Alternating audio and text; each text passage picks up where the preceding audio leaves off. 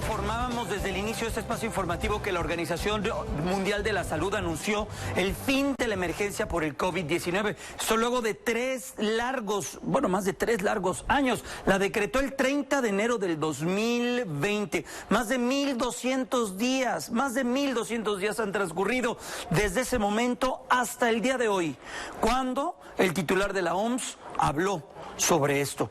También, ¿qué viene tras este anuncio que realizó la Organización Mundial de la Salud?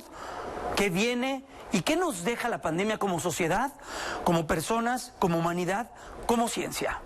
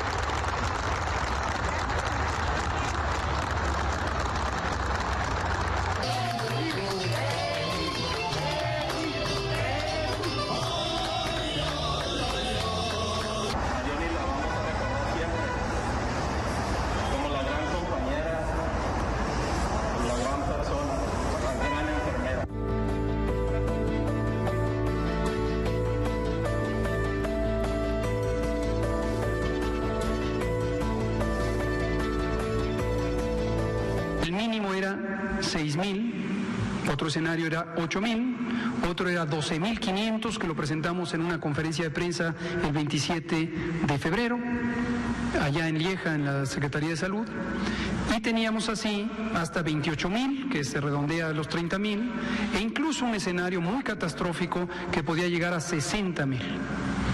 ¿Cuál de ellos es el real?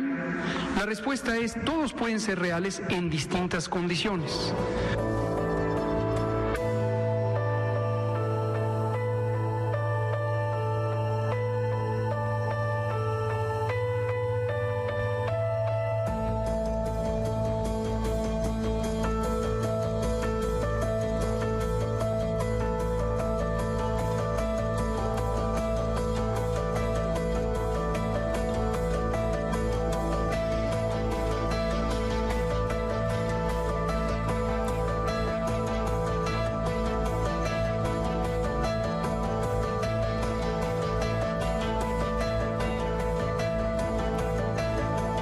Es una sola inyección, no causa dolor o causa muy poquito dolor, y ahora esperamos.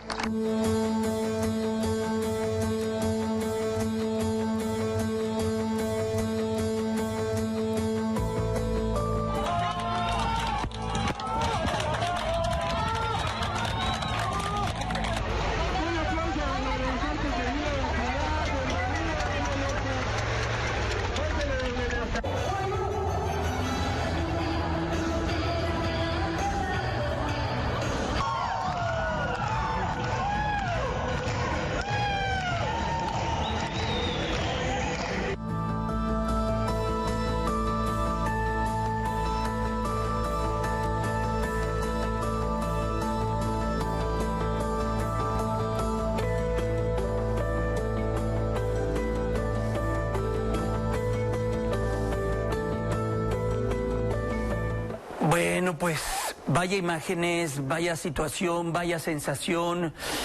Muchas cosas han pasado en estos más de 1.200 días. Más de 333.913 personas en cifras oficiales hoy no están sentados a la mesa, hoy no están con nosotros. Se dice que esta cifra se puede hasta duplicar incluso. Podríamos estar ante un escenario de más de 700.000 muertes con todo lo que ocurrió alrededor de la pandemia. México fue de los primeros países que obtuvo y que tuvo acceso a las vacunas y todo lo que conocemos lo que ha ocurrido en estos durísimos años de pandemia. Luego de este anuncio de la Organización Mundial de la Salud, nos enlazamos vía Zoom con el doctor Jorge Baruch Díaz. Él es jefe de la Clínica del Viajero de la Facultad de Medicina de la UNAM. Primero, doctor, pues felicidades a ustedes, y yo creo que hay que felicitarlos a todos como sociedad. Falta hacer muchos balances, pero hoy la Organización Mundial de la Salud pone fin a esta emergencia sanitaria. ¿Cómo está, doctor? Muy buenas tardes. ¿Qué tal? Buenas tardes, saludos al auditorio, bien, gracias. ¿Cómo llegamos a este día, a este sitio, a este lugar y a este momento, doctor? Pues llegamos con vacunas, que es lo principal, llegamos con vacunas bastante efectivas para combatir la muerte y las complicaciones relacionadas con la enfermedad respiratoria COVID-19. También llegamos con sistemas de salud adaptados para poder hacer frente a las complicaciones de COVID, la carga de enfermedad, pero también hacer frente pues a otras complicaciones propias de la epidemiología de cada uno de los países, como pueden ser pues infartos agudos al miocardio, complicaciones de accidentes, atención de complicaciones de diabetes, hipertensión, en fin, todas las enfermedades que nos aquejan como sociedad antes de que estuviera COVID presente.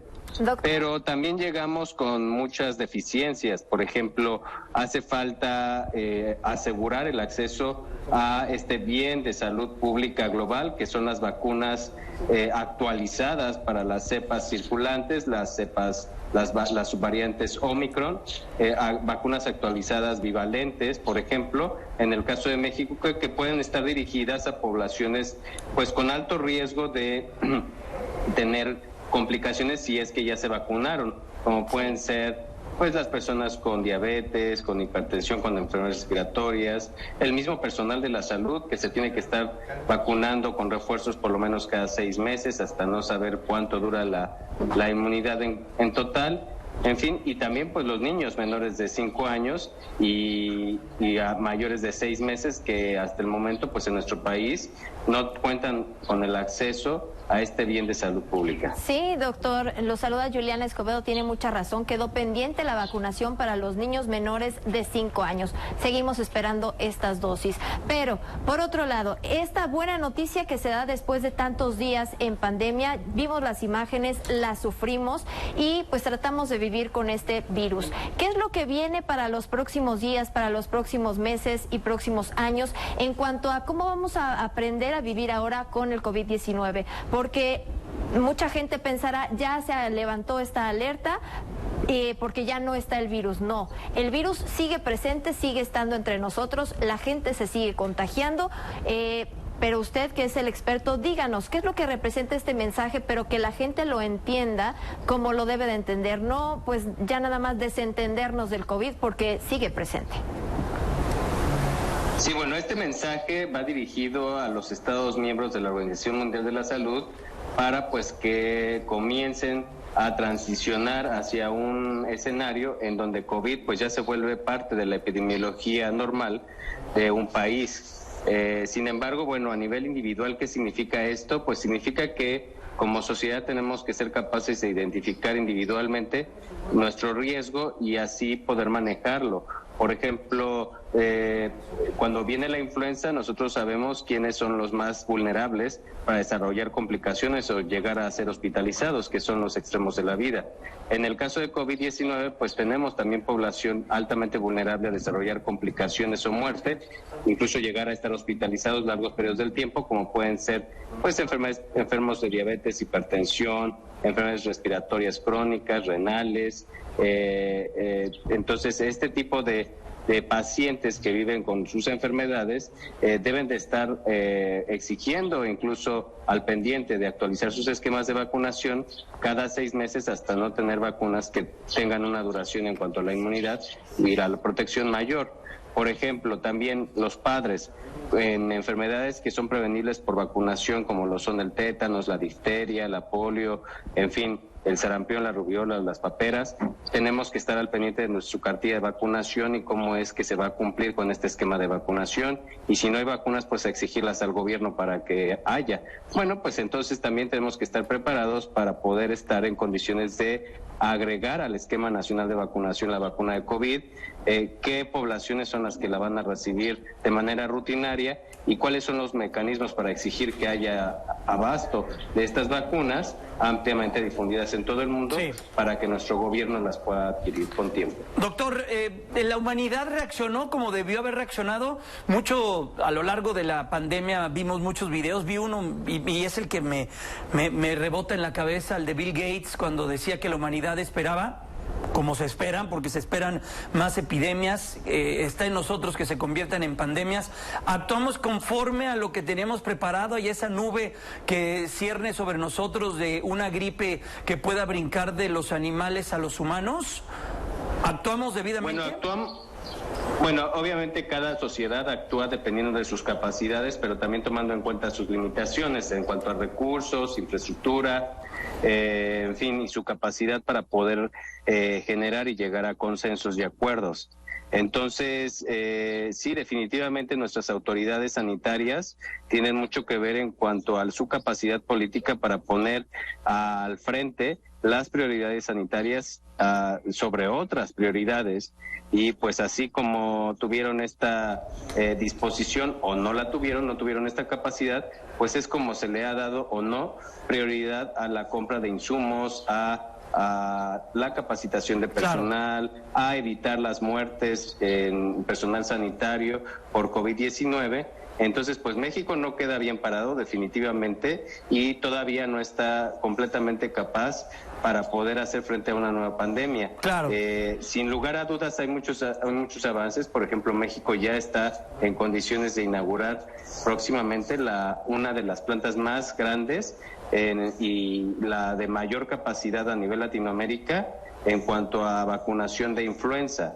Entonces, próximamente escucharemos este tipo de noticias y que son de grandes avances cuando se colabora con la iniciativa privada. Por supuesto. Y también, por ejemplo, tiene esta gran capacidad para poder convocar a su población, sí, a vacunarse, porque la población mexicana es una población que acepta bastante bien, claro, a la ciencia como impulsor de la salud. En este caso, la vacunación es ampliamente aceptada a diferencia de otros países y eso nos pone en una condición privilegiada. Que cree y confía en la ciencia, ¿no, doctor? Que eso también es fundamental y también es, pues, el momento en el que estamos por la vacunación. Llegó muy pronto, llegó también una nueva técnica para vacunarnos, una nueva manera de desarrollar esas vacunas.